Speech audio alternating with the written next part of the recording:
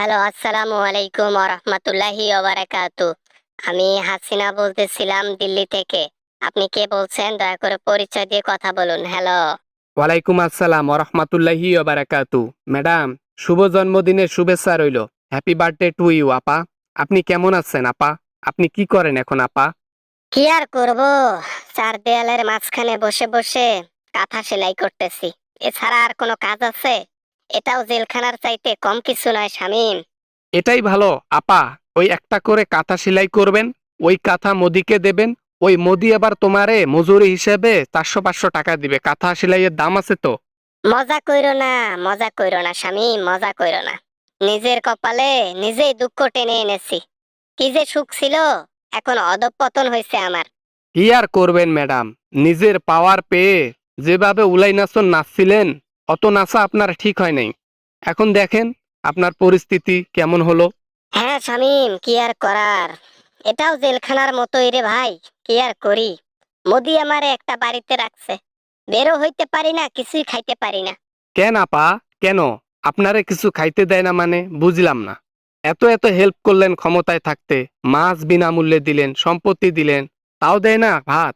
মনের মতো খাবার খাইতে পারি না। ধরো যে একটু গরুর মাংস খাইতে ইচ্ছা করলো, খাইতে পাই না। মোদি আমারে এনে দেয় না তো, খালি ভর্তা শাক এগলে। কি বলেন আপা? এত কিছু করলেন যার জন্য সে আবার আপনার স্থান দিয়ে এই পরিণতিতে রাখছে? হ্যাঁ, এটা কিন্তু ঠিক করে নাই আপা। আপনি আসেন আমার কাছে। কেমনে যাব রে ভাই তোর কাছে, কেমনে যাব? একটু পরামর্শ দে, আমি কেমনে যাব তোর কাছে? পরামর্শটা দে, আমি শুনি। যাওয়ার মতো হলে আমি কালকেই রওনা দেই।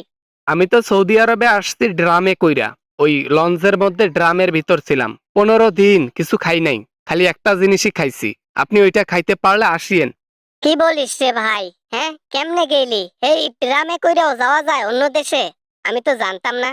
তা ঠিক আছে, বুঝলাম। আচ্ছা, ওই কেমনে কি করব কত? মোদিকে বলবেন এখানে লঞ্চ ঘাট কোথায়, লঞ্চ ঘাটের মধ্যে যাবেন, গিয়ে দালালের সাথে কন্টাক্ট করবেন। দালালরে বলবেন আমি 10 লাখ টাকা দেবো, আমার সৌদিতে পাঠান। কি কও? খালি 10 লাখ টাকা? আমি 20 লাখ টাকা দেব।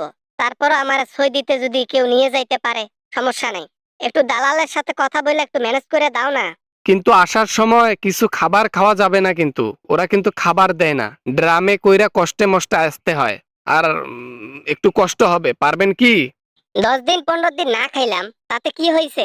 দরকার পড়লে 20 দিন পর গিয়া সৌদি আরবে গিয়া পেট ভরে গরুর মাংস দিয়ে ভাত খাবো, বিরিয়ানি খাবো, পোলাও খাবো, কোরমা খাবো।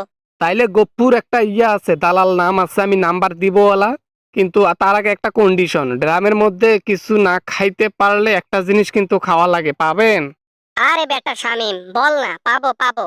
একেবারে কষ্ট কইরা যেমনে হোক আমি তোর কাছে যাব। গিয়ে রিল্যাক্সে জীবনটা কাটাবো। বল কি খেতে হবে ওখানে?